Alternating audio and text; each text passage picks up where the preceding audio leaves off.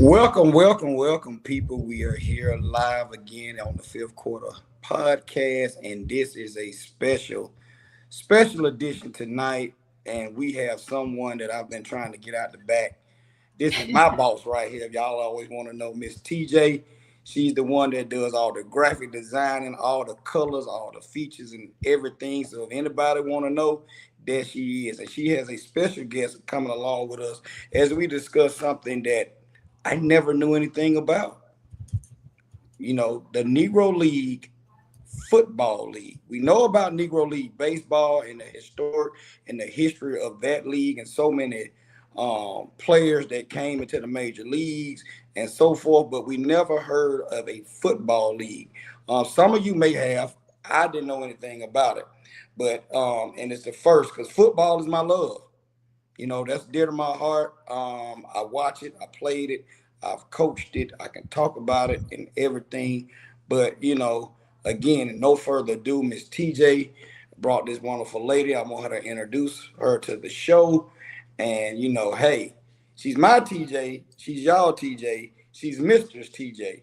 But Miss TJ. Hi, this is our first crossover, what I'm calling a crossover episode. Atlanta CarCast meets the Qtr Sports Podcast. I especially wanted to be on this show tonight because our guest is a friend of mine, someone that I think is getting ready to launch a phenomenal project. It's long overdue, and I'm excited. I'm excited for her and excited for the conversation that we're going to have with her. So let me just introduce Erica. Erica Ahmed is the founder of Negro League Football and public health strategist with more than 2 decades of experience in public health governance and infrastructure, ethical guardrails, and multi-sector communications. She holds a Master of Science in Health Education from Columbia University and a Master's of Art in Counseling Psychology from Bowie State University. Inspired by her grandfather, Hubert E. Simpson Jr., who played for the Harrisburg Trojans and competed in the 1941 World Classic Championship, Erica launched Negro League Football to document, preserve, elevate, and largely forgotten history of Black football teams, players, owners, and communities. Her debut novel, The Owner's Box, The Inheritance, is the first installment in a historical fiction trilogy inspired by the real history of Negro League football and the enduring fight to build, protect, and pass what's ours. So with no further ado, let's bring Erica to the stage. Hello, how are you all? Thank you for having me. Good evening, Miss Erica. Good evening. Negro football. Wow. I mean, what inspired you to tell this story, and why is now the right time to bring it to the forefront? Yeah, it's a thing. What inspired me was that after my grandfather passed, I'd always heard about, him playing football, but I didn't make the connection between like a Negro League football or even like something akin to Negro League baseball. And so about not even 2 years ago, I was like, let me just Google it and see what else is out there with other teams. I wanted to learn more about it. And I was just shocked at the paucity or lack of information. I couldn't believe it. I just thought it really was something much more robust in terms of, information like Negro League baseball, but that was not the case at all. Wow. So you got a question there? No, go ahead. Let me do what I got you. Go ahead. For those just hearing about your work, how would you describe The Owner's Box? Oh, so The Owner's Box is a fiction-based piece of work. It is a trilogy. And it's different like from a regular documentary or a book that sort of just, documents the trajectory of Negro League football because it's a story. And the backdrop is, it's the 1930s. It starts in Birmingham. Folks are in the Great Depression. So for Black folks, that's the Great Depression. People are dealing with, obviously, structural racism, but there's still a thriving community on this, this fictional street called 4th Avenue, where they have, Black-owned laundromats, restaurants, barbershops, rooming houses, all different kinds of things. What I was going to ask with this, was this like just common workers in this time and place that was trying to find an outlet with sports? Because I know other leagues were going on. Because that tends to what happened. You have the milkman of that community, the teachers and so forth, and they trying to find something to do with the youth or they self. So was this something that inspired with this also? Well, you'll see. Well, what was represented really was every stripe and type of black man that you can think of. You certainly had sanitation workers, you had the milkmen, but people like my grandfather, one of the first black accountants in the state of Pennsylvania. Wow. You had a lot of students from HBCUs, like his brother had gone to Morgan State and then ended up playing with him on the team. So again, it's same thing as like in the 30s when black communities were intact and you had a representative group of black folks living in those communities. It was the same thing with this team. There's, a representative group of black men. Wow. Okay. And like I said, they were just a local team, or did they expand and start traveling to play other cities and so forth? Did they get any funding from it, or because I know, like I said, they was playing for fun, just to have an outlet. I know at that time. Well, yeah, and probably like a networking type situation. Well, that, and then also, just for a bit of context, there was an official racial ban that started in 1933. Prior to that, you had some black players in the NFL. But in 1933, yes. But in 1933, they had this, what they're calling a gentleman's agreement, where they agreed that after that, there would be no more black players. And so there were no black players in NFL until 1946. So you had some people that were playing that previously had been on NFL. You had some that were playing that wanted to at some point go to the NFL. So it was a mixed bag. But just for context, that's what was going on. Okay, so it was. Go ahead, TJ. I'm sorry. I was going to say the book centers on black ownership in football during the 1930s. Why do you think this part of history is so overlooked? I think, it's overlooked, I think, because we haven't tapped into it. And in 2026, I think we deal with some of those same issues with having a lack of black ownership, whether it's in football or any other sports. I think it's really critical. I mean, we know we're kind of overrepresented, like around 70% in the NFL, but I don't know what ownership is, but it doesn't begin to creep anywhere near there. So I just see certain parallels between 1936 and 2026. Right. So how much of Cornelius James and the Birmingham Hammers is rooted in real stories or, real life experiences? Did you get a chance to really have conversations with your grandfather about him playing? Gonna be my name. That was going to be my Absolutely name. not. Because again, when he talked about it, it was just, when he talked about it, like almost never. So I didn't even know to have this conversation with him. And the most, but at a minimum, was my grandmother. And what stuck out to me that she was saying that when they played the championship on City Island in Harrisburg, and they played the Brown Bombers from New York City, from Harlem, and they beat them. But this was such a big game, if you can imagine, in central Pennsylvania, Harrisburg, 1941, they had 4,000 people in attendance, including people like Pearl Bailey. That's what my grandmother was telling me this. Yeah. Wow. It was a big deal. Wow. And then I can say I had the pleasure last year of interviewing a gentleman who saw my grandfather play when he was 10. He's now 96. Wow. What and what position did your grandfather play? QB, quarterback. Oh. Wow.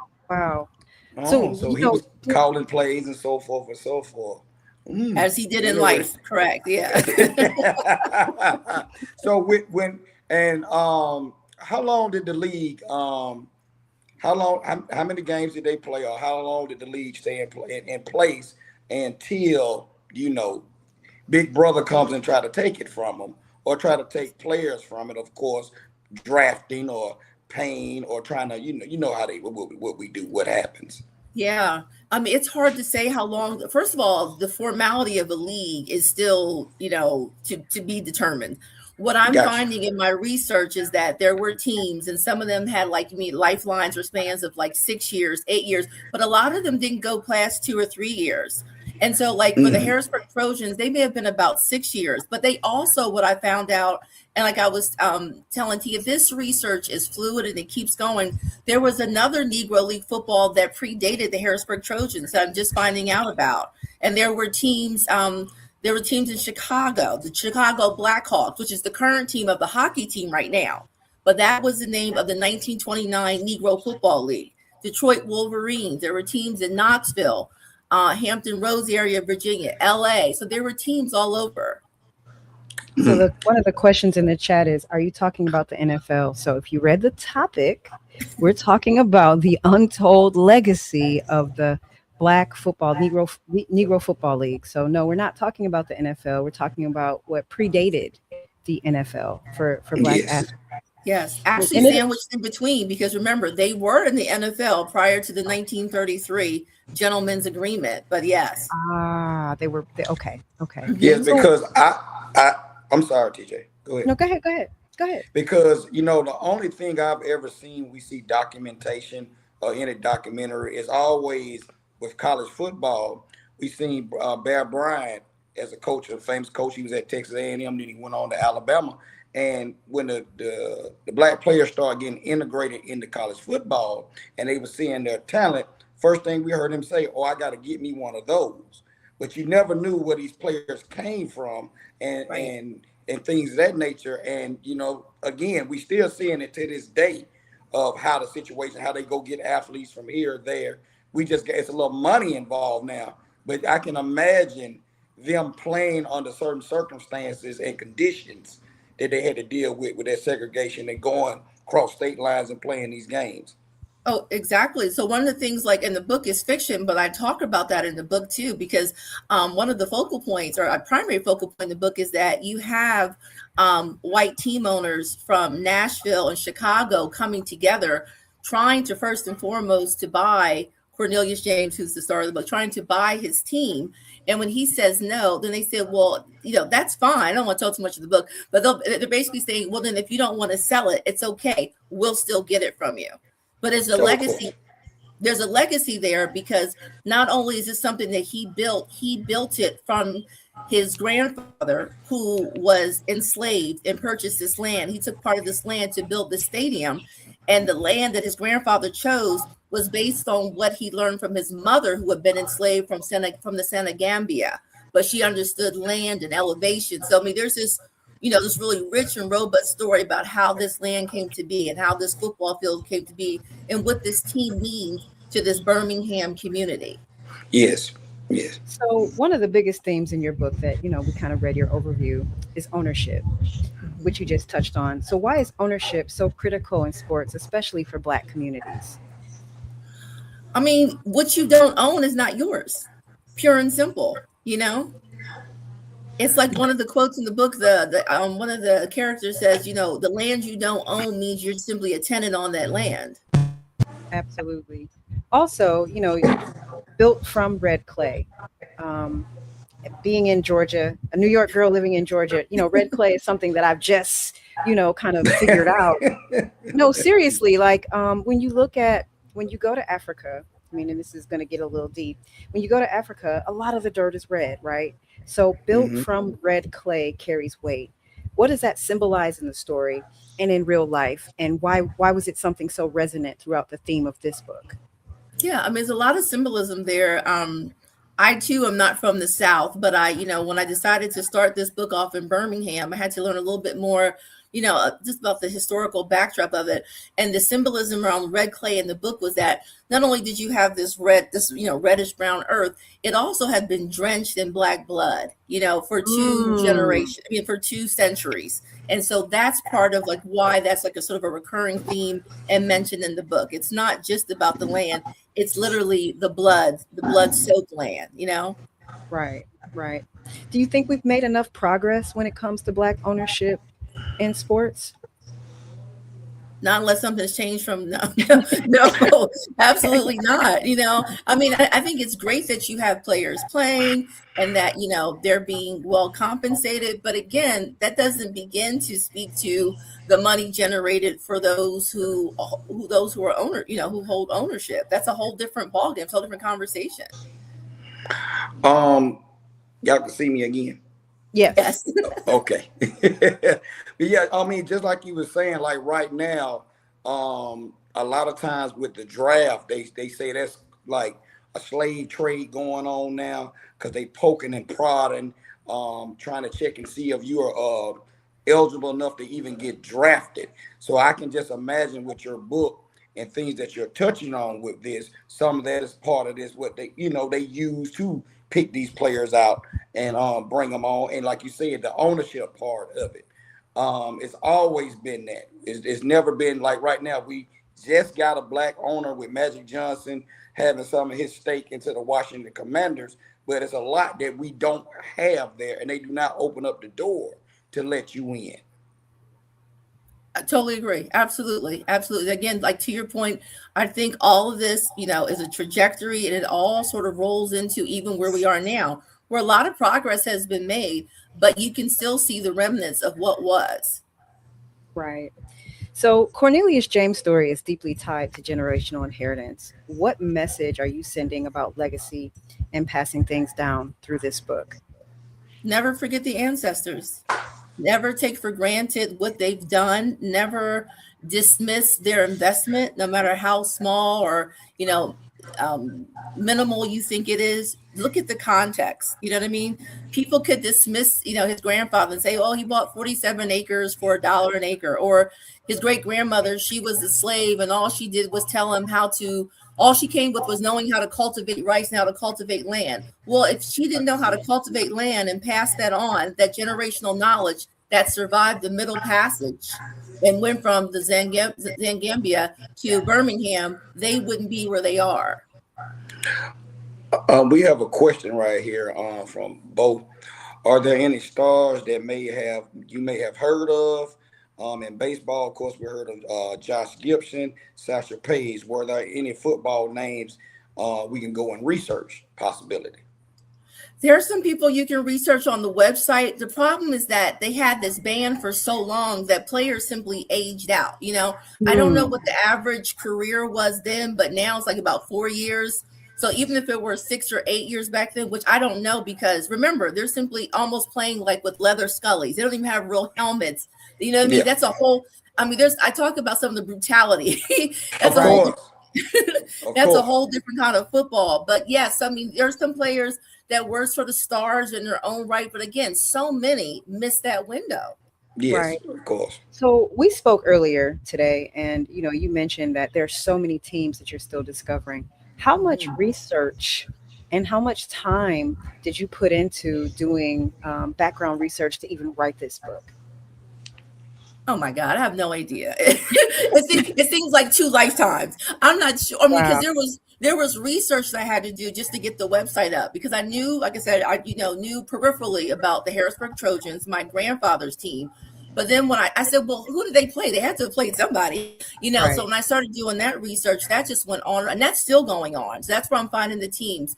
In terms of the research for the book, I used my website, but then I also just took some time to do, go through newspaper clippings. Then I also just was like playing back conversations I would have with my grandfather, with my great grandparents, to sort of put me in that space of even just things like the language I use, how they spoke, language from that era. What was going on? There was the Great Depression going on.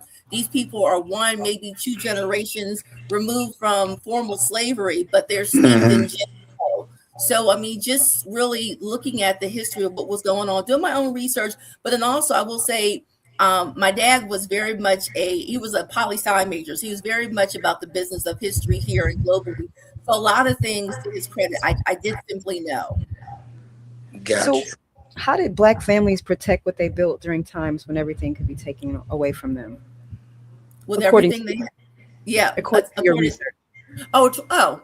Well, Malcolm, by any means necessary, maybe it's a conversation, maybe it's not, I'll just leave it there. It sort of spans the gamut in terms of how you protect what is yours. And that's the running thing too. We keep we don't take anyone else's, but we keep what is ours. Always. I am so enthused about this because a lot of times, we got to learn our own history, and find out our past, because it's so much, like you say, with this red clay. I'm from Georgia, born and raised. We've been playing in red clay since I was a kid. It is what it is. I done played on dirt fields and all that, and it hurts when you fall on it sometimes, So it is interesting from when you go from the state of Georgia, Alabama, Mississippi, New Orleans, because I have family in between all these parts, and you Mm-hmm. find out these different things. And now you got me enthused. Well, now I need to go find out what players are from Georgia, Yes. and see. And I want everybody in the chat. This is something that we need to figure out. I mean, because like I said, we hear, like I said, Josh Gibson, Satchel Paige. You hear those names all the time, and they had to put some of their records, alongside Major League Baseball records, and it's no Recently. comparison. Yeah. It's no comparison at all. Exactly. Yeah, and I'd like to say, like, you're a native of Georgia. People that are native, it doesn't even matter what state. If you know of a team, because again, I don't know all the teams. I don't even always know where to go look, and I pour over newspaper clippings. I go into other databases, but there are people that will say, might say, oh, my great uncle played, or my great uncle, or my dad played. So if anybody knows, like, please reach out to me. I will gladly have someone put it on our website, because it's critical that we honor the ancestors and that we tell their story, because the current players that are playing in NFL, they didn't just get there. They got there on the shoulders of these nameless, largely nameless men. Of course. So, what was the most challenging part of writing this book?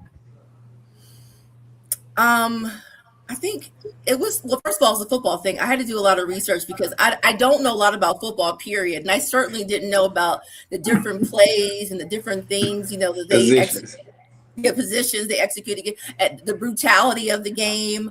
But then also just telling the backstory. I found myself being very emotional, and it was very hard. And these aren't even my people per se, but they are my people. So it really sort of, touched me. And at times I had to just, take a step back from it. Okay. Wonderful. Is there a particular scene or a character that means the most to you personally? There's a couple, but the one where Adiola, who's his great grandmother from the Senegambia, where she says this prayer every day to a family and to her mom that she'll never see again. She says it in Birmingham, but she's held on to it, and she's held on to her name.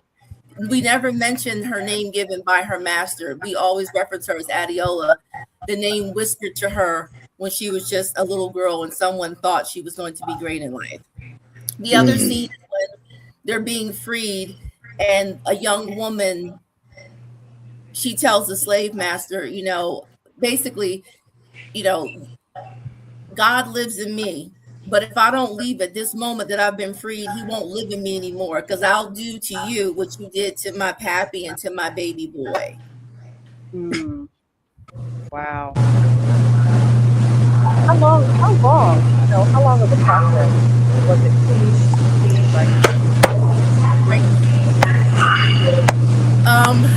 Oh my goodness. It's been about 5.5 months now. I'm at the very, very end. I'm working with the editor. We're going back and forth. I've become a bit of a going to us both, but we are trying to get to the finish line. I just want to make sure that because I'm not a trained writer, I'm not a novelist. So I just want to make sure that at least it makes sense to people and that we get to the end of book one, because like I said, there are 2 more books coming, subsequent books. This is a trilogy, and this is book 1. Okay. So why is it important for today's athletes, especially younger ones, to understand this history? We've had some people in the comments saying it's not important, that we won't have a positive future if we linger in the past, which I think is an incorrect way of looking at things. I don't want to get political, but other people celebrate really horrible past. And every time we talk about our past, it's a problem. So in your words, why is it important for athletes, especially younger athletes, to understand this history? You literally just said it for me. I mean, everyone else. First of all, you have to have a roadmap. You have to know from whence you came so that you don't repeat it and that you're able to grow. You're always supposed to reach from your ancestors' shoulders, not their ankles. And you won't reach from their shoulders if you do not know their history and their story. And to your point, everyone else celebrates their history. It's a good thing. I don't know, sometimes when we do it for whatever reason, it's problematic. But we need to understand our history, where we came from, because like I said, like they always say, if you don't, you're destined to repeat it. So why would you not want to know? Why would you want to be operating blindly and in the dark and from a disadvantage? I'm sorry, Miss Erica. Somebody don't want me to talk about football tonight. They keep taking me in and out. I don't know what's going on. Okay. But I'm like I said, I want to challenge everyone that's listening to this, looking at it. We need to get a timeline together and try to figure out the players. And if we had teams, like you said, your grandfather played with, because it will be hard to find someone, but even if we can find the teams, that is a start. And how they traveled across state lines to play these games in these facilities without getting, lynched, more or less. Because you tell them you got some boys from the South going up north, so the guys from the north coming down south to play these games without having no issues. Mr. Kent, Ms. Erica, you want to know where you were from? Okay, so I was born in Harrisburg, Pennsylvania, but I was raised in Maryland. Okay. So I'm still, on my, I've got like a whole bunch of questions, and they're kind of following the same theme. How does this story connect to today's conversation around equity and ownership and representation in sports? Yeah, I mean, again, it's just, to me, it's two things. It's a parallel track, and it's just it's just a continuation of where we need to be. So, I mean, you talk about things that are not, it's not just that it's inequity, it's inherent inequity. It's generational inequity. And so again, the point is you have to be able to know where you came from, where to know where you can go, and also to know how and where to fill that gap. So is this a juicy story? Can we expect some romance in this? Ain't nobody doing no romance. This is football. There's a teeny bit of budding romance, but it will flourish more in book 2 and book 3. There's a wee bit. Okay. For the female listeners, we might want to know what Cornelius has got going on. Oh, I know what I wanted to bring up, because we had this topic the other night. A lot of times people don't realize what sports does in the community, with bringing camaraderie together and things of that nature, and the skill set of what it does for the youth, and the people skills that it builds. It's deals that get made in certain sports avenues. Like I say, with football, just for myself, the relationships I've made helps me what I do in life now, dealing with people, customer service wise, because I've seen every walk of life dealing with on a field of in coaching with the kids. So with that, some of that in your book, would you touch on some of that, how they had to juggle, being regular people and then coming to the football field, managing their family life with, like you say, this is a brutal sport, and who was there to deal with their injuries and so forth, their wives, their girlfriends, did they have families and children and so forth? Yeah, well, in the book, we talk about them leaving Titusville and the steel mill to go straight to practice. They would get off like that 7 a.m. shift and head straight to practice. So, and then also the fact, like in the book, it's a fictional team, Hammers, but again, you can see this all across the country. These teams help to anchor these Black communities. Like I said, it was the team, it was the barbershops, the restaurants, the churches. These were really anchors in the community. And so we talk about that in the book too. It's not just losing the team. And let me be clear. He says it's throughout the book. The team is not profitable. Ain't no money being made from the team. The team is not profitable, but the team is richer in other ways because they're anchoring the community, they're securing the community. And also I have children in the book that are like at the practice and they're so excited, and some of the players are teaching them different moves and stuff. So I mean, to really show how this team really anchors and is a really robust part of the community. That's wonderful. I got to go get this book. Absolutely. And the book is dropping when? July 10th. July 10th. Okay. And is it going to be directly from your website, negroleaguefootball.com? Is it going to be in bookstores, Amazon? All the above. Yes, exactly. Like the first book signing in Atlanta is already on the books. They're just waiting for me. But yes, it'll be in bookstores. It'll be on Amazon KDP. And it'll probably be on digital to digital. I believe it's another platform. They do like mass distribution, sort of like Ingram Spark. And on my website, yeah. Okay. Where So were your? Go ahead, TJ. I was going to say, what do you hope readers and listeners take away after experiencing this book? Just the importance of, well, a couple of things, but really the importance of legacy. Again, the importance of ancestral respect and awareness, and really looking at, the history of Negro League sports and recognizing that it's Black history, but it's also very much American history. Yes, yes, yes, yes. And where will you have your book signing? Where are you going to be? Well, it's in Atlanta. I don't want to say yet because they're waiting on me to finish up. But no, I'll definitely give you all the information. Yes, But please. it's right in the city. Okay. Yes, please. So I can come out and knock And over your table. we'll Thank you. definitely be there. We will definitely be there. This is part of a trilogy, right? Correct. So, what can we expect in the next the Owner's Box series? Yes, I've been taking really, really rough notes because I don't want to convolute my brain. But like I said, I'm gonna really build out some of the primary characters. There'll be a bump in the romance department, a gentle bump. Okay. Okay. We'll talk more about their families, and also I'll talk more about more teams and integrate more cities. Like in the next book, we'll do more in Chicago, New Orleans. We'll hit the bottoms in Mississippi. So there'll be some branching out. Wonderful. Wonderful, wonderful. If you could sit down with any historical Black sports owner or figure, who would it be, and what would you ask them? Oh my goodness. I think now, honestly, my grandfather, since we didn't have this conversation.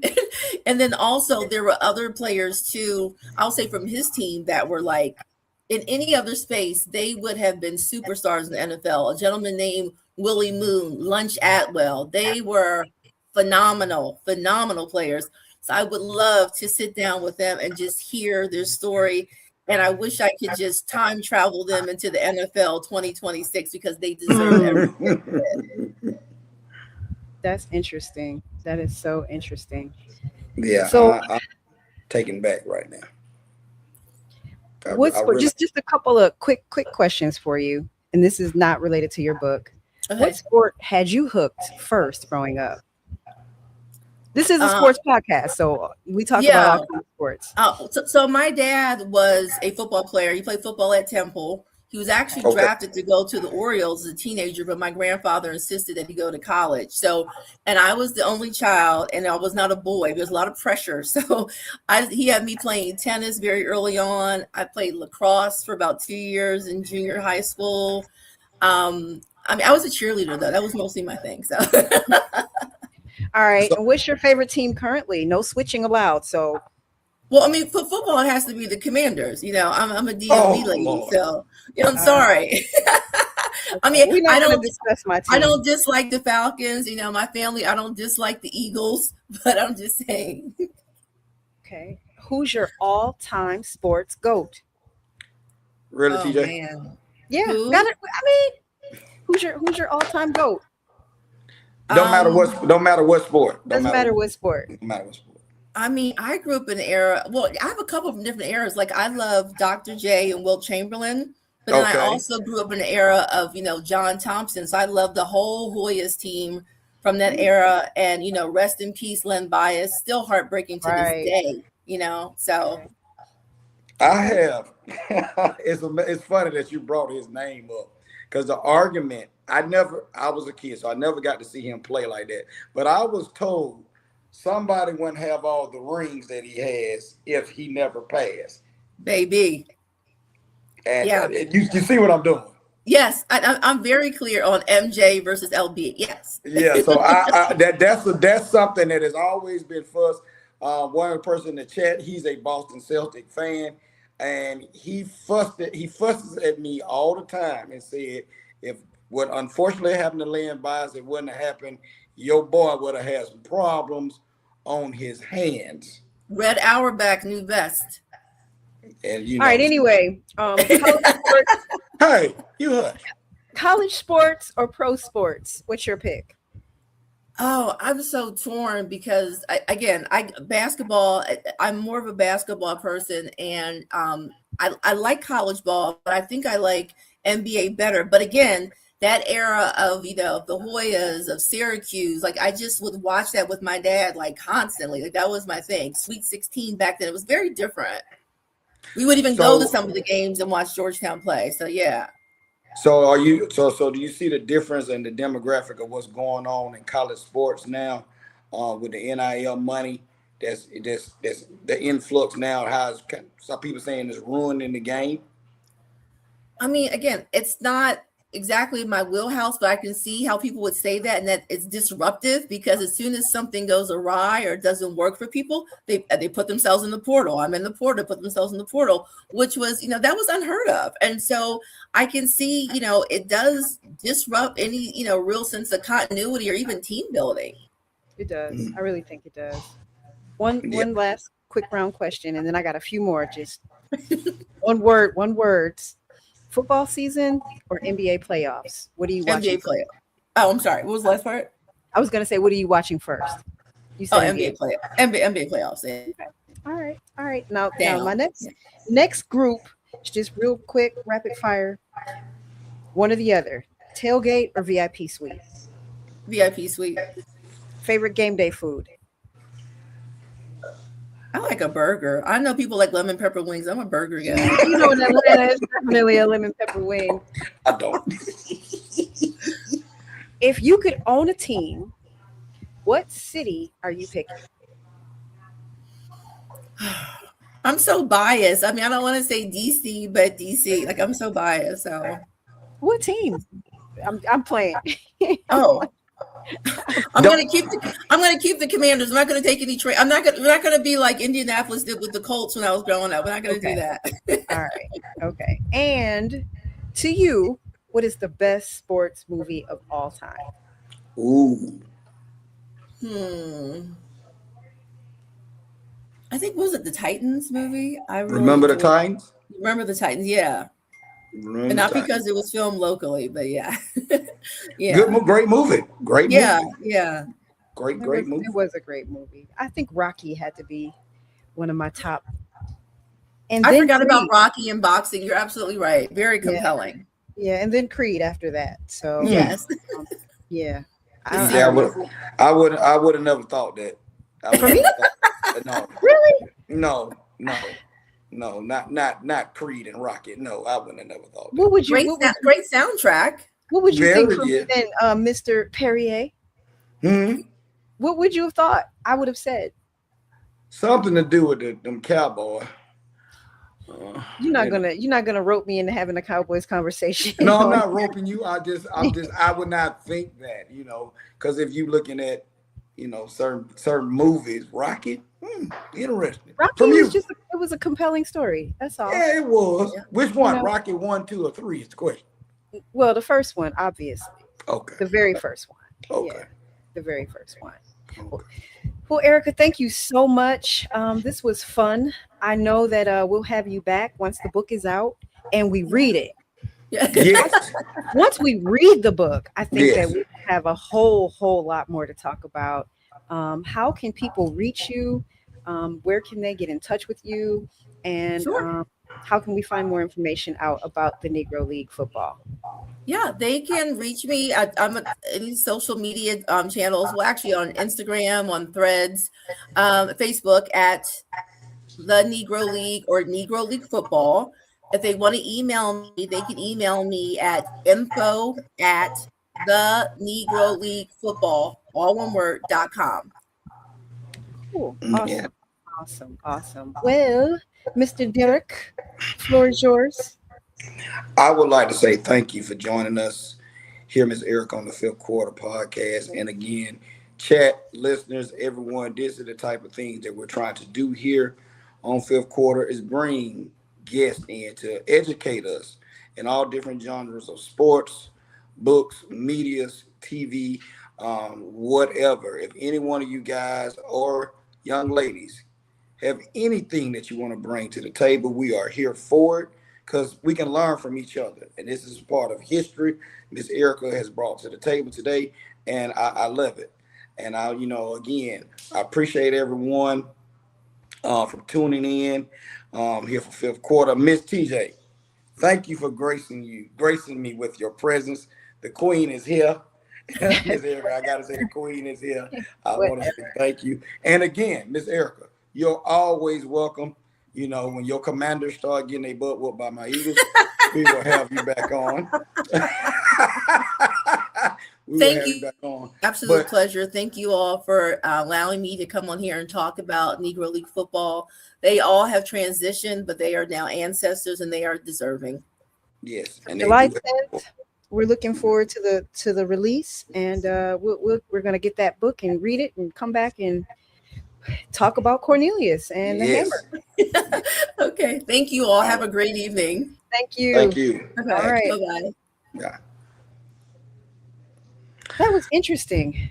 Beyond.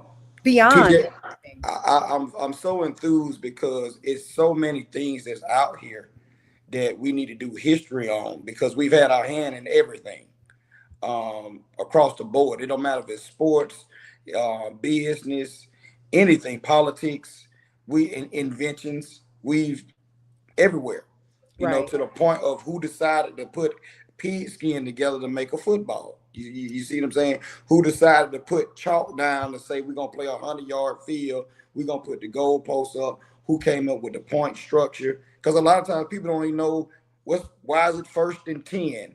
Why is it you got 4 downs to get, 10 yards and so forth? What are some of the penalties, some of the positions and so forth? So when we open up this type of thing, it's an educational thing. Right. Absolutely. And I think, what a lot of people don't know about me, well, a lot of people do, a lot of people don't, is that, my brother played in the NFL. He played 10 seasons, which is a long time. He played in the USFL and the NFL.